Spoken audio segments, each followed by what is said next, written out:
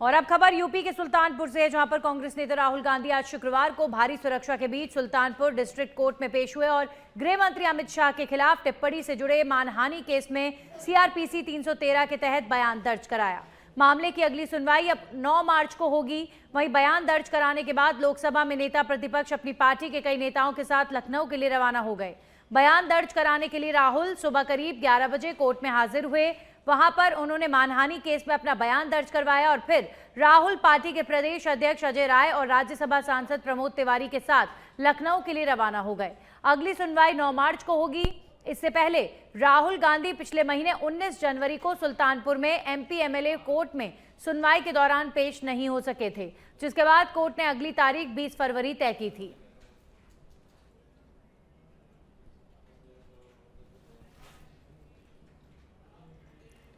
और अब खबर भरतपुर से है, जहां पर आरक्षण समेत 11 मांगों को लेकर सैनी समाज का पैदल मार्च 25 फरवरी को विधानसभा का करेंगे घेराव। भरतपुर जयपुर नेशनल हाईवे स्थित हलैना से रवाना हुआ है। पैदल मार्च का नेतृत्व कर रहे हैं सीपी सैनी। उन्होंने कहा है कि उन्हें उम्मीद है कि सरकार बीच रास्ते में ही मान लेगी और पहले 13% आरक्षण की मांग, उसके बाद अन्य मांगे जो हैं सरकार माने, ऐसी मांग की जा रही है। अगर प्रशासन ने उन्हें रोकने की कोशिश की तो आंदोलन ले सकता है बड़ा रूप। पैदल मार्च को देखते हुए पुलिस बल यहां पर साथ साथ चल रहा है।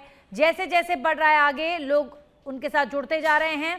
पैदल मार्च को देखते हुए जगह जगह पर यहां पर जाम की स्थिति बन रही है। यातायात को देखते हुए वन साइड निकाले जा रहे हैं वाहन। आरपीएस ओम प्रकाश ने जानकारी दी है कि लोगों को नहीं हो दिक्कत, इसके लिए पुलिस लगातार साथ चल रही है।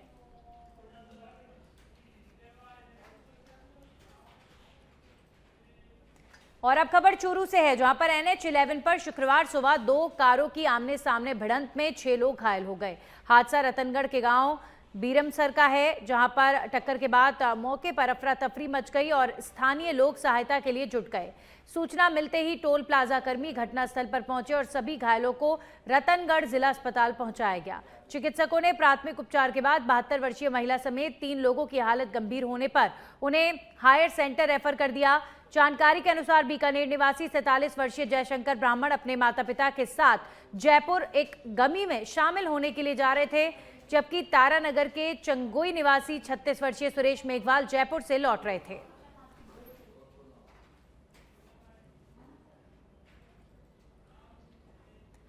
जयपुर ग्रामीण के जमवा रामगढ़ से खबर है, जहां पर पालड़ी कला खरकड़ा में पैंथर का मूवमेंट देखने को मिला। गांव में पैंथर के मूवमेंट से मचा हड़कंप। पैंथर ने घर में घुसकर एक बछड़े को अपना शिकार बना दिया। गजानंद खाती के घर के पास बाड़े में बछड़े का पैंथर ने शिकार कर दिया। पूर्व सरपंच बद्री नारायण मीणा समेत मौके पर लोग भी पहुंचे। जमवा रामगढ़ क्षेत्रीय वन अधिकारी कार्यालय में सूचना दे दी गई है। तो जमवा रामगढ़ में पैंथर का मूवमेंट, पैंथर के मूवमेंट से लोग दहशत में। पैंथर ने एक बछड़े को निशाना बनाया है। पशुओं के बाड़े में जाकर पैंथर ने बछड़े का शिकार किया।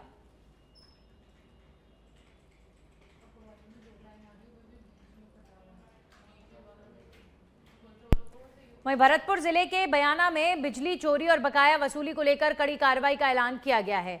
जयपुर विद्युत वितरण निगम लिमिटेड के अधिशासी अभियंता रूप मीणा ने बयाना सब डिवीजन क्षेत्र के कनिष्ठ अभियंताओं और फीडर इंचार्जों की बैठक लेकर विशेष निर्देश जारी किए। अधिशासी अभियंता ने कहा कि विभाग को हो रही राजस्व हानि को रोकने के लिए विशेष अभियान चलाया जाएगा और किसी भी स्तर पर लापरवाही बर्दाश्त नहीं की जाएगी। बैठक में ये निर्देश भी दिए गए कि बिजली चोरी में लिप्त उपभोक्ताओं के खिलाफ सघन कार्रवाई कर VCR भरी जाए और अवैध रूप से डाले गए जम्पर तत्काल हटाए जाएं। लंबे समय से बिजली बिल न भरने वाले उपभोक्ताओं के कनेक्शन काटने के आदेश भी दिए गए। रूप मीणा ने चेतावनी दी है कि लगातार बकाया न चुकाने वाले उपभोक्ताओं के मामलों में मौके से ट्रांसफार्मर तक उतरवाने की कार्रवाई की जाएगी। बैठक में सहायक अभियंता, राजस्व अधिकारी, सभी कनिष्ठ अभियंता और फीडर प्रभारी मौजूद रहे।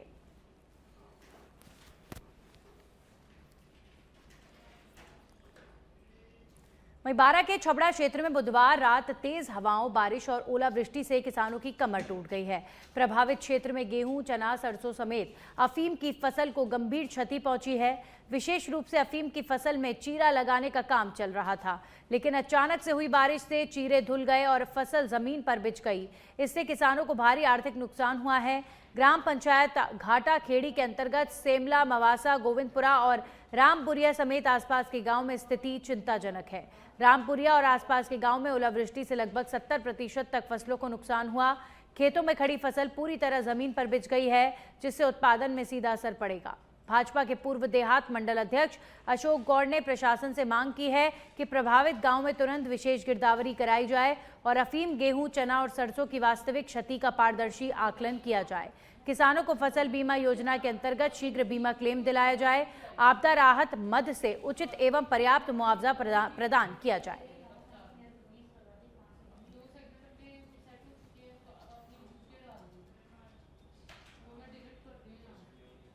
वहीं बांदीकुई में 6 साल पहले लापता हुए बालक टिल्लू उर्फ प्रिंस के मामले में बड़ा खुलासा हुआ है। पुलिस ने मृतक के चाचा को डिटेन किया है, जिससे पूछताछ में बालक की हत्या कर घर से करीब 400 मीटर दूर शव को जमीन में गाड़ने की बात कबूल की है। आरोपी की निशानदेही पर पुलिस द्वारा जमीन खोदकर शव बरामद करने का प्रयास किया जा रहा है, जबकि इस मामले में आरोपी की बहन को भी हिरासत में लिया गया है। बताया जा रहा है कि हाईकोर्ट की फटकार के बाद पुलिस ने मामले में तेजी दिखाई। प्रिंस के पिता जगमोहन दुबई में मजदूरी करते हैं और बेटे की तलाश में 1 साल तक भोपाल, जयपुर और मुंबई तक खोजबीन कर चुके थे। वहीं परिजनों ने देवी देवताओं की शरण भी ली, लेकिन कोई सुराग नहीं मिला था। में पता चला है कि उसने दोनों बहन भाई ने मार मुर के कहीं सड़क पे गाड़ दिया।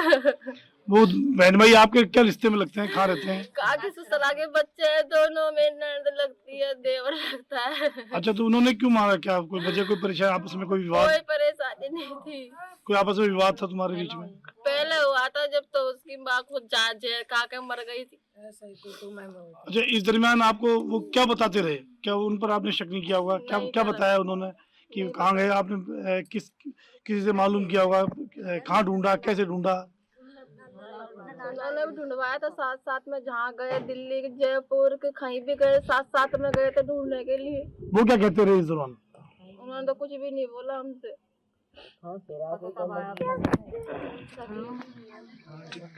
ऐसा कोई सकी कौन है कि ये साथ में कर सकी मेरे बच्चे के साथ में, कि ले जाकर मार दिया।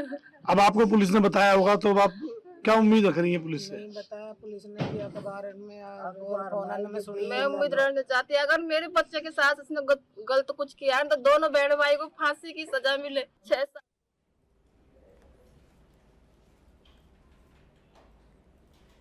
तो एक बच्चे को उसी के चाचा ने उसका मर्डर किया और बच्चे को गाड़ दिया, बच्चे के शव को गाड़ दिया। ये मामला 6 साल पुराना है और अब लापता हुए बालक के बारे में पता चला है कि उसी के ही पिता के भाई ने उस बालक की हत्या कर दी थी और घर के पास ही ज़मीन में उसे गाड़ दिया था।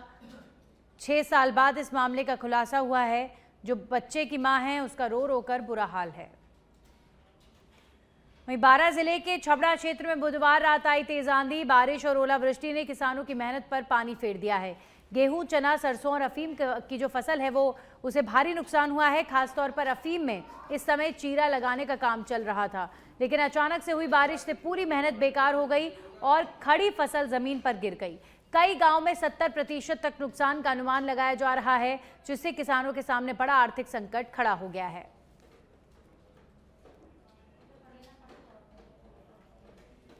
वहीं रामगंज मंडी उपखंड के माइला गांव में एक छात्रा द्वारा आत्महत्या किए जाने का मामला सामने आया है। मृतका की पहचान अंकिता के रूप में हुई है। बताया जा रहा है कि छात्रा ने अपने ही मकान में फांसी लगाकर जान दे दी। घटना की सूचना मिलते ही रामगंज मंडी पुलिस मौके पर पहुंची और शव को कब्जे में लेकर रामगंज मंडी अस्पताल की मॉर्चरी में रखवाया गया। पुलिस ने मामला दर्ज कर जांच शुरू कर दी है। फिलहाल आत्महत्या के कारणों का खुलासा नहीं हो सका है। और अब खबर दौसा से, जहां पर राजकीय उच्च माध्यमिक विद्यालय कालोता में शुक्रवार सुबह एक बड़ा हादसा टल गया, जब कक्षा 9वीं की एक छात्रा पढ़ाई के दौरान पेन का ढक्कन मुंह में लेने लगी और सांस के साथ ये ढक्कन अंदर चला गया। छात्रा की तबीयत बिगड़ने पर स्कूल प्रशासन ने तुरंत उसे जिला अस्पताल पहुंचाया, जहां पर उसका उपचार जारी है। फिलहाल छात्रा की हालत स्थिर बताई जा रही है। राजकीय उच्च माध्यमिक विद्यालय कालोता में 9वीं कक्षा में अध्ययनरत है। उस समय मैं ही इसको पढ़ा रहा था, गणित का विषय। जब गणित की क्लास चल रही थी, तो बच्ची पेन से कुछ लिख रही थी और फिर सवाल करते टाइम इसने क्या है, पेन को मुंह में लिया। पेन का जो पीछे वाला हिस्सा होता है, वो वाला ढक्कन सांस के साथ इसके पेट में चले गया। फिर कहाँ ले गए उसको? इसको वहीं से तुरंत हमने राजकीय चिकित्सालय दौसा में लिया है। अब क्या कह रहे हैं डॉक्टर, किस तरह के बता रहे हैं? डॉक्टर साहब ने जांच की है, अब बच्चे की सेहत में सुधार है। ये बच्ची को इमरजेंसी में लेके आए थे। 15-16 साल की बच्ची थी। स्कूल में अचानक उसको पेन का ढक्कन निकल के आ गया, तो उसको सांस में तकलीफ हो रही थी। अब इमरजेंसी में आकर देखा, उसको चेक किया, लेरिंगोस्कोपी करके देखा है, तो गले में तो ऐसा कुछ मिला नहीं है। अभी कभी कभी क्या होता है, कोई फॉरन होती है तो गले से पेट में चली जाती है। एक बार एक्सरे करा के देखते हैं, एक्सरे में बराबर होते हैं। ये बच्ची को इमरजेंसी में लेके आए थे। 15-16 साल की बच्ची थी। स्कूल में अचानक उसको पेन का। जयपुर से इस वक्त की बड़ी खबर आ रही है। कल मुख्यमंत्री भजनलाल शर्मा विधानसभा में देंगे जवाब। सरकार के 2 साल के कार्यकाल को लेकर सीएम जवाब देंगे और इसे लेकर सीएसवी श्रीनिवास ने आदेश जारी किया है। संबंधित विभाग कल शनिवार को अवकाश के दिन भी खुले रहेंगे। 2 साल की उपलब्धियां संबंधी बिंदु बताएंगे मुख्यमंत्री भजनलाल शर्मा। कल विधानसभा में नहीं होगा प्रश्नकाल। तो कल मुख्यमंत्री भजनलाल शर्मा विधानसभा में देंगे जवाब। सरकार की 2 साल की उपलब्धियों को लेकर कल मुख्यमंत्री भजनलाल शर्मा विधानसभा में बोलेंगे, सरकार की उपलब्धियां गिनाएंगे। इसी के साथ ही मुख्य सचिव वी श्रीनिवास ने ये आदेश दिए हैं कि कल सरकारी विभाग जिन पर चर्चा होगी वो विभाग कल शनिवार के दिन भी खुले रहेंगे। हमारे सहयोगी लाल सिंह जुड़ गए हैं। लाल सिंह, कल मुख्यमंत्री सरकार की 2 साल की उपलब्धियां बताने वाले हैं और क्या जानकारी? देखिए, बिल्कुल कल मुख्यमंत्री भजनलाल शर्मा 2 साल की सरकार की उपलब्धियां सदन में रखेंगे। इसके साथ ही कल चूंकि शनिवार है, इसके बावजूद भी विधानसभा की कार्रवाई चलेगी। और सबसे जो खास बात रही, क्योंकि लगातार इस पर नजर इसलिए रहेगी नंदनी, क्योंकि ये हालांकि सभी अभी जो जिन मांगों पर चर्चा हो रही है और मंत्री वार अपने अपने विभागों का उपलब्धियों को लगातार रख रहे हैं, लेकिन कल मुख्यमंत्री की ओर से रखना उनके विभागों के साथ साथ पूरी सरकार की उपलब्धियों को जो सदन पर रखेंगे, तो जो खास बात लंबे समय से हम देख रहे हैं सियासी गलियारों में लेकर जिसको चर्चा है 2 साल बनाम 5 साल, इसको लेकर आपने देखा होगा सदन में भी कई बार सत्ता पक्ष और विपक्ष विधायक आमने सामने हुए हैं, एक दूसरे को चुनौती दी गई है। तो कल इस पर सभी की निगाह रहेगी, हमने 2 साल में क्या किया है और हम 5 साल से क्यों आपसे भारी हैं। ये मुख्यमंत्री भजनलाल शर्मा अपनी उपलब्धियों के साथ साथ ही आगे भविष्य का क्या विजन है और किस विजन के रूप में सरकार काम कर रही है, इस पूरे विकास के रोडमैप को भी कल सदन के सामने रखेंगे। ऐसे में सभी विभाग कल खुले रहेंगे। चूंकि कल जब जवाब तलब होंगे तो विपक्ष भी अपनी तरफ से काउंटर वार कर सकता है, तो ऐसे में पूरी तैयारी के साथ कल प्रदेश के मुखिया सदन में सरकार की उपलब्धियों को तो रखेंगे, साथ ही ये भी बताएंगे कि हम क्यों इस बात को कह रहे हैं कि 2 साल बनाम 5 साल। इसके साथ ही चाहे वो युवाओं से जुड़ी हुई योजना हो, महिलाओं से जुड़ी हुई योजना हो, सरकार के इंफ्रास्ट्रक्चर की बातें हो, तमाम विषय जो जुड़े हुए विकास से, उन पर कल प्रकाश डालेंगे। जी चलिए, शुक्रिया लाल सिंह आपका तमाम जानकारियों के लिए।